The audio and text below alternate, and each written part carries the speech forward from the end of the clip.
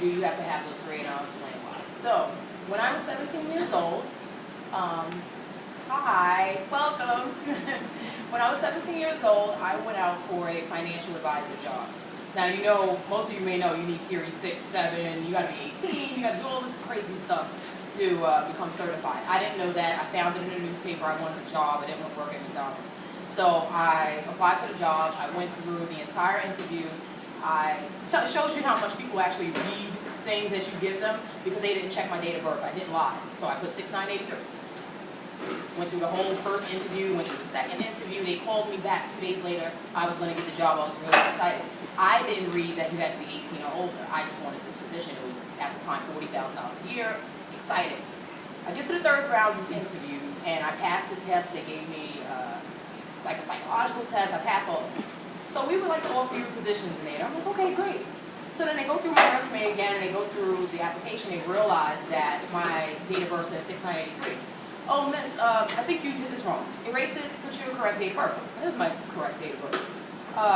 So he looks at the other guy, and he goes, actually, I was 16, she's 16. So they all start laughing. And now they take me back upstairs. I've met the entire, it was called First Investors Court. It was right in Wall Street. And they were all laughing. I mean, I had 30 people. And at that time, I am the only African-American person in there at that time. And they were all laughing at me. So I started to cry. And they're like, we can't hire you. Oh, you're so cute. And they pretty much showed me the door. So that being said, that was my passion. I wanted it. I wanted it really bad. So I called every single day. You know, I can do this, I'm driven, I don't really know about finance, but I want this job. So I showed up at the office again. That was my persistence. They were not going to tell me no. So I kept on doing it for almost 2 weeks.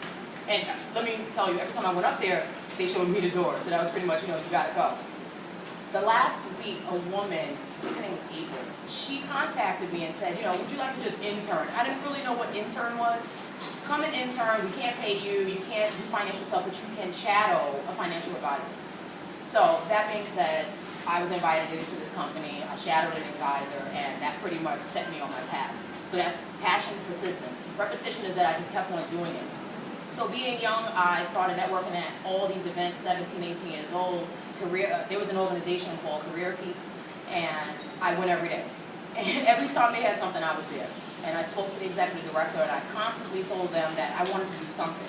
I must add that I'm a Gemini, and I have a lot of things that I want to do, and I haven't focused on anything yet at this point. So I'm like, I want to do that. You know, are you interested in politics? Yeah, I want to do that. Do you want to volunteer Girl Scouts? Yes, I want to do that. I was a yes woman for everything. That paid off. So that repetition of going to networking events, the passion of wanting to be successful because I'm an inner city kid, I just kept on doing it. I'm passionate about whatever it is that interests me at that moment. I ended up with a full network of people. So that's my first story as far as being young and being inspired to do things. And at the same time, having persistence because I was a teenage mother. So I was 16 with a baby, and I had to juggle this baby, work, go to school, and I did it all. And that's really important when you are a single mother and you have to like figure it all out. But at the same time, you still need to persist. If you want something, you still have to do it. So I found a way to do it, and I graduated college early, and I found another job. So now I'm an accountant because now I love numbers. I don't know how I got there, but I love numbers now.